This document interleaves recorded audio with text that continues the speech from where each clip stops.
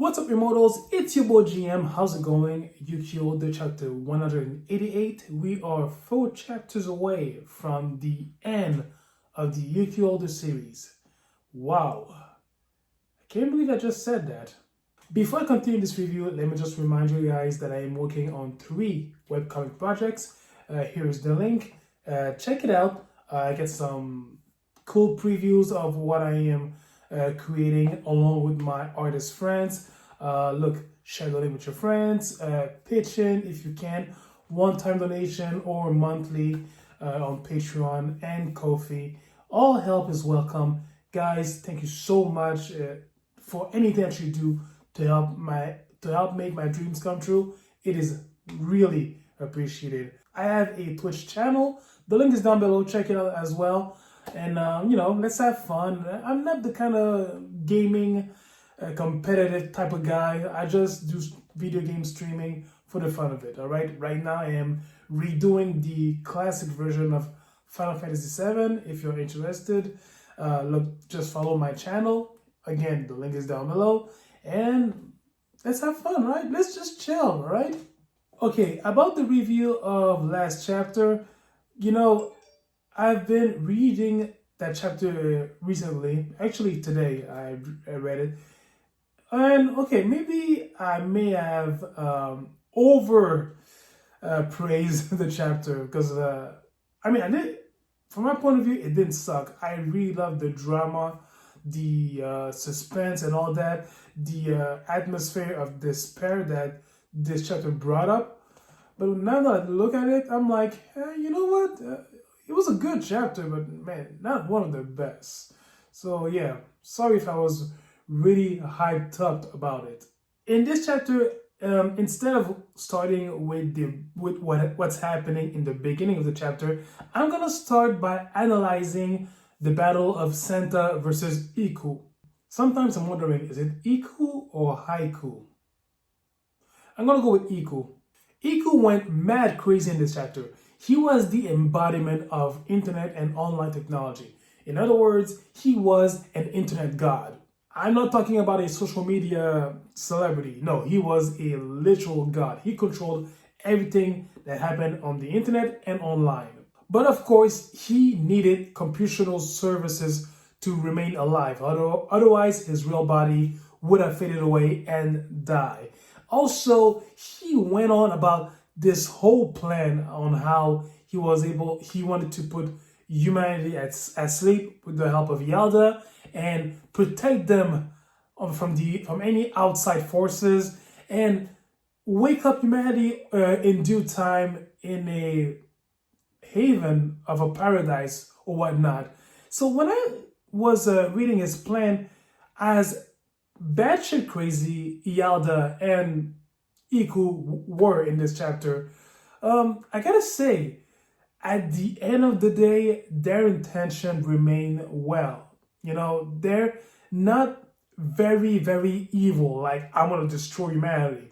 Far from that, they want to protect humanity, just in a very different way from Yu-Gi-Oh! And Fate as well. So, I guess this is one of my favorite part of the chapter because it really shows how much Iku, wanted to do good by not being as the same immortals from Yu-Gi-Oh! Which, by the way, he despised. A lot.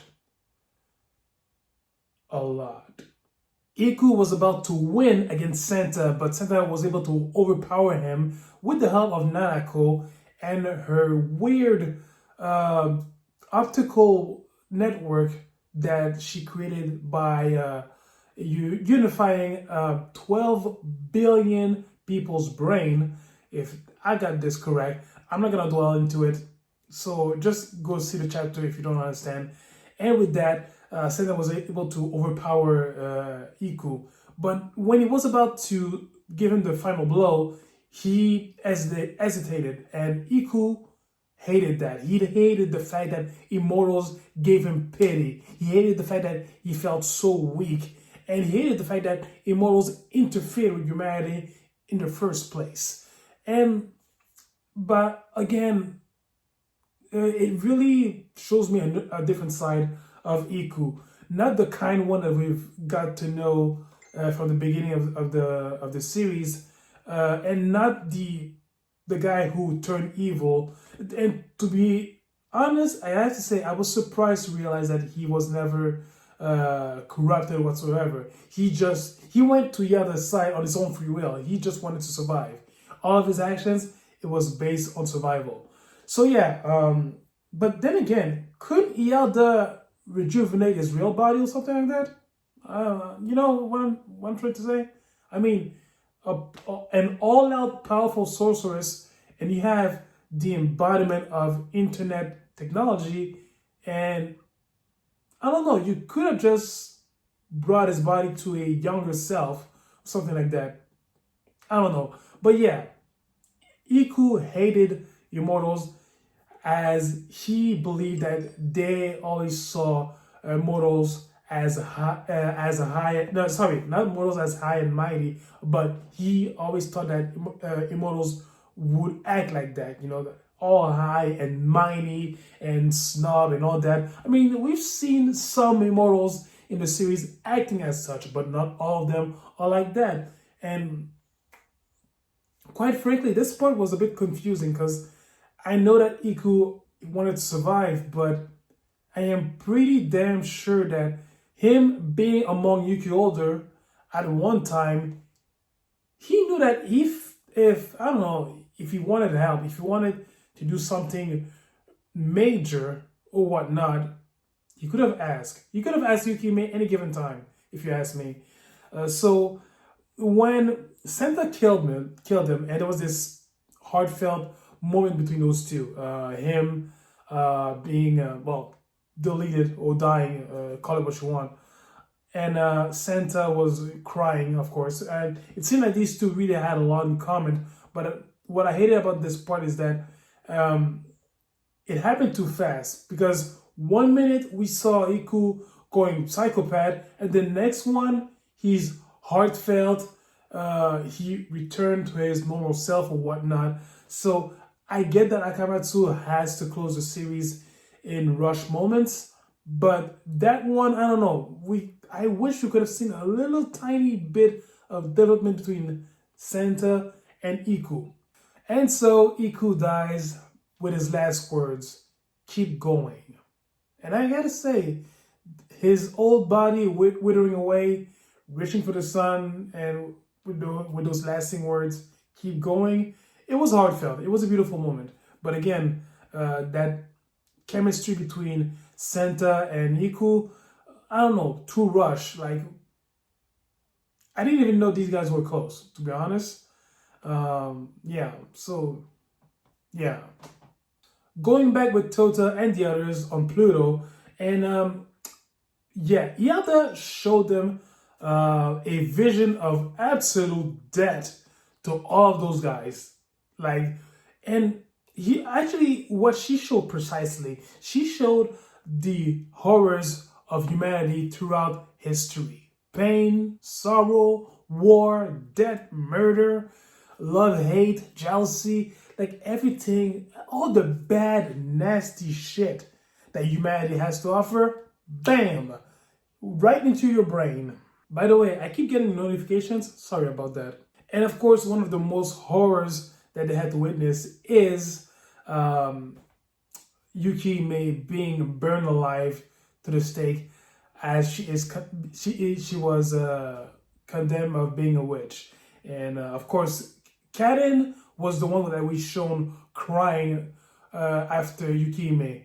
And it's no surprise there, because among Yuki older, well, maybe Tota is on par on that level. But yeah, among Yuki older, Kaden is one who really, but really, really, really sincerely loves Yukime. And I gotta say, now that we are at the end of the series, I do wish that we could have seen not a full-blown romance, but perhaps a little good friendly chemistry between Kaden and Yukime. You know, it would have been nice. You know, I know that it's a bit out of character, but at the same time, considering how long they've known each other, I wish we could have seen a little bit of something between those two.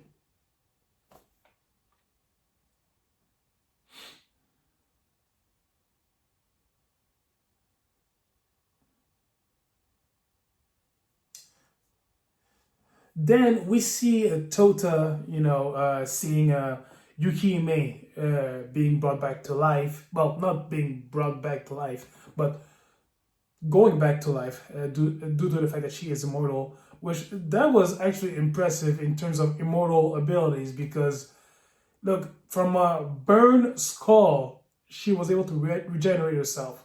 So, Yukihime, goddamn, that was boss.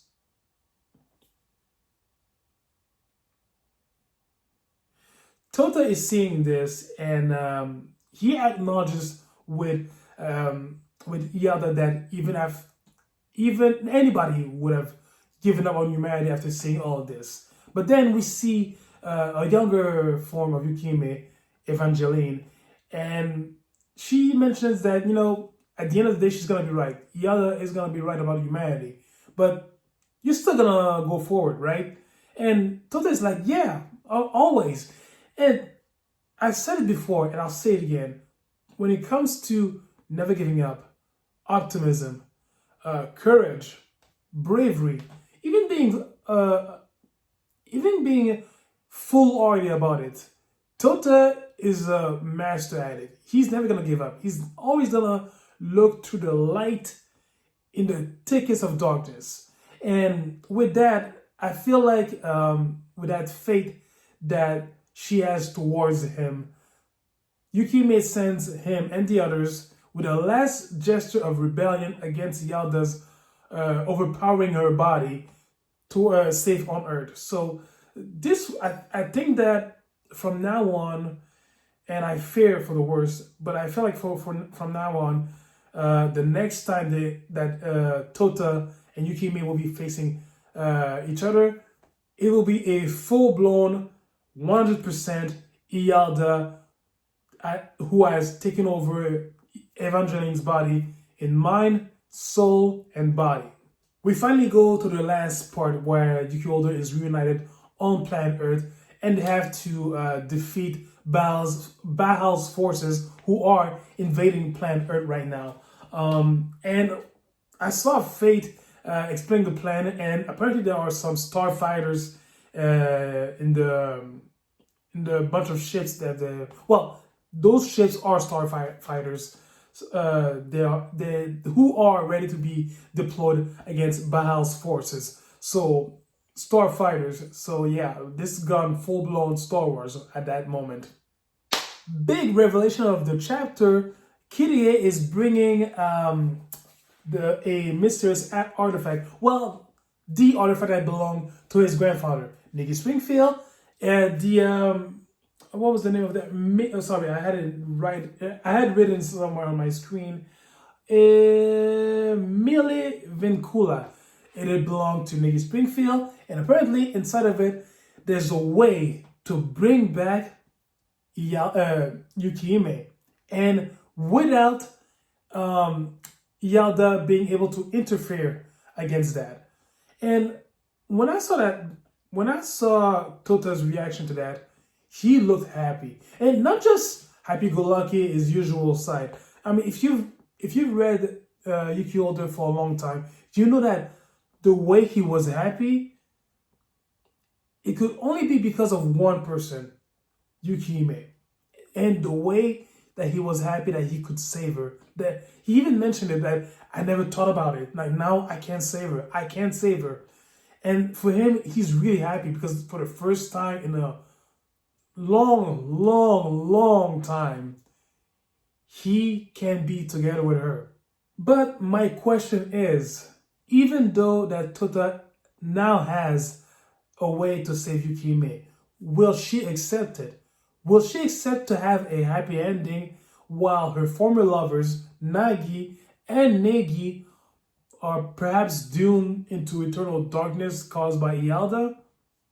By the way, what happened to Nagi Springfield? Is he really totally dead? I don't know, but yeah, I have a feeling that um, that Yukime might not accept that being saved. I know that somehow Tota will convince her to be saved, but I wouldn't be surprised if she finds a way to stay not saved. You know what I mean? But on the other hand, let's face it, Tota was Yukime's first love. And it's about time that these two have a happy ending. Like, look, let's be honest, Tota banged Kurumaru, Kirie, Karen, like they had their fair share amount of sex. Moving on. Let's go to the real deal. Let's go to the queen. You know what I mean? So yeah, the chapter ends there.